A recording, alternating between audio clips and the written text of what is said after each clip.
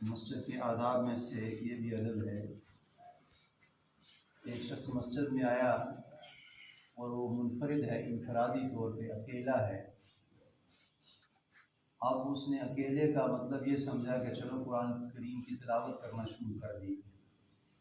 لیکن اگر وہ قرآن کریم کی تلاوت بلند آواز سے کر رہا ہے تو اس میں کوئی مسئلہ نہیں ہے۔ لیکن اب اس بندے نے دیکھ لیا کہ آہستہ آہستہ لوگ آ رہے ہیں، کوئی نفل پڑھ رہا ہے، کوئی ذکر پڑھ رہا ہے، فقہا فرماتے ہیں کہ وہ قرآن کی آواز کو پست کر دے، یعنی اتنی آواز میں قرآن پڑھے کہ جتنا اس کو خود سنائی دے رہا ہے، وہ بآواز بلند قرآن پڑھنا اس وقت میں ٹھیک نہیں ہے۔ اس لیے کہ اب محکم کتاب ہے، اصح کتاب ہے، بابرکت کتاب ہے، لیکن اس وجہ سے کہ آہستہ پڑھے کہ اب وہ بآواز بلند قرآن پڑھ رہا ہے تو بعض ساتھی نفل پڑھ رہے ہیں، یہ ذکر اذکار میں مشغول ہیں، تو اس کے بلند آواز کی پڑھنے سے ان کی اس عبادت میں خلل آئے گا۔ تو فقہا فرماتے ہیں کہ وہ اپنی آواز کو پست کر دے، اتنا پست کر دے تاکہ اس کو خود سنائی دے۔ اب یعنی اتنا ملحوظ ہے۔ اور دوسرا یہ کہ دنیاوی بات کے بارے میں کیا ہے، نبی علیہ السلام نے فرمایا کہ جو مسجد میں دنیاوی بات کر رہا ہے، جس نے بھی دنیا کی بات کی ہے، اللہ کے نبی نے فرمایا کہ فرشتہ اس کے پاس آتا ہے۔ جو مسجد میں دنیاوی بات کر رہا ہوتا ہے، اس لیے کہ مسجد میں فرشتوں کا ماحول ہوتا ہے، اب فرشتہ اس کے پاس آتا ہے اور سب سے پہلے اس کو تھپکی دے کے یہ کہتا ہے کہ اے اللہ کے ولی، خاموش ہو، دنیا کی بات نہ کر۔ یہ میں ابھی کتاب کو مطالعہ کر رہا تھا، وہ فرشتہ آ کے اس کو کہتا ہے کہ اللہ کے ولی خاموش رہے، دنیاوی بات نہ کر۔ لیکن پھر بھی اگر وہ اس بات سے باز نہیں آتا، پھر بھی وہ دنیاوی باتوں میں مشغول ہے، پھر نبی علیہ السلام نے فرمایا کہ وہ فرشتہ پھر دوبارہ اس کے پاس آتا ہے، کہتا ہے اے اللہ کے دشمن، دنیاوی بات نہ کر۔ یہ دوسرے مقام پہ پھر آ کے پہلے اللہ کے ولی کہتا ہے کہ خاموش رہ،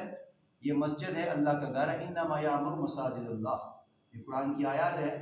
کہ یہ مسجد اللہ کا گھر ہے، یہاں پہ دنیاوی بات نہ کر۔ پہلے اس کو اے اللہ کے ولی سے مخاطب کرتا ہے، یعنی اللہ کا ولی، اللہ کا دوست، اس لیے کہ اس گھر میں وہی آتا ہے کہ جس کو اللہ پیار کرتے ہیں۔ اب یعنی اس گھر میں آ کے بھی اگر وہ دنیاوی بات کر رہا ہے تو پھر وہ اللہ کا ولی بھی ہے اور اللہ کا دشمن بھی ہے۔ اس جگہ سے ہم ثواب بھی لے کے جا رہے ہیں اور اس جگہ سے ہم عذاب بھی لے کے جا رہے ہیں۔ یہ نہ سوچیں کہ ہم سب کا سب ثواب ہی لے کے جا رہے ہیں، ثواب وہی بندہ لے کے جائے گا جو نبی علیہ السلام کے فرمان کے مطابق مسجد میں آئے گا، آداب کا خیال رکھے گا، اس کے تقدس کو پامال نہیں کرے گا، اس کے لیے تو ثواب ہے۔ لیکن وہ آیا دنیاوی باتیں کر کے چلا گیا، جس طرح کل کے بھی آپ نے درس میں سماعت فرمایا تھا کہ وہ سارا جس طرح درخت گنجا ہو جاتا ہے، پتے سارے گر جاتے ہیں، وہ سارا اپنا ثواب یہیں پہ گزار کے چل جاتا ہے اور ساتھ اپنے ہی گناہوں کو ملوث کر کے لے جاتا ہے۔ تو نبی علیہ السلام نے فرمایا کہ جب وہ دنیاوی بات کر رہا ہوتا ہے، فرشتے اس کے پاس آتے ہیں، اس کو مخاطب کر کرتے ہیں کہ اے اللہ کے ولی، دنیاوی بات نہ کر، باز آ جا۔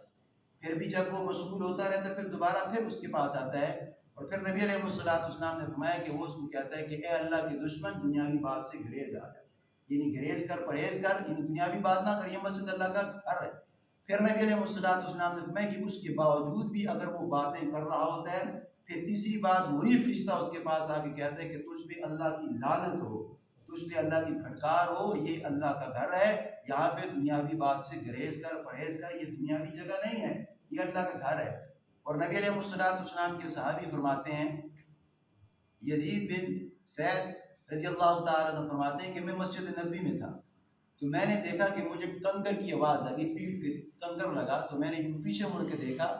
تو عمر بن خطاب رضی اللہ تعالیٰ عنہ تھے، خلیفۃ الرسول عمر فاروق رضی اللہ تعالیٰ عنہ تھے۔ تو میں نے یوں ان کو دیکھا تو میں شہر گیا،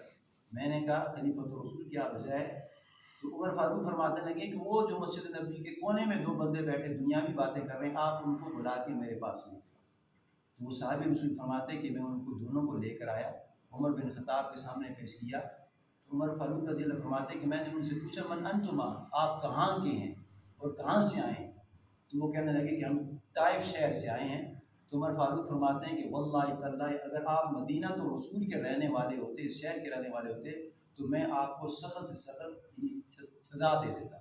اس لیے کہ یہ گھر اللہ کا گھر ہے، یہ اور ہے بھی مسجد نبوی ہے، مسجد حرم ہے، آپ یہاں پہ باتیں کر رہے ہیں، دنیاوی باتیں کر رہے ہیں۔ تو اب یہ جتنی بھی یہ وعیدیں آئی ہیں، اس میں ثواب بھی ہے اور اس میں ڈراوا بھی ہے۔ اگر آپ اس طرح کریں گے تو اس میں ہمارے لیے اعمال میں نجات بھی ہے، اگر ہم اس کے مطابق نہیں چلیں گے تو نبی علیہ السلام کے سارے فرامین آپ کے سامنے ہیں۔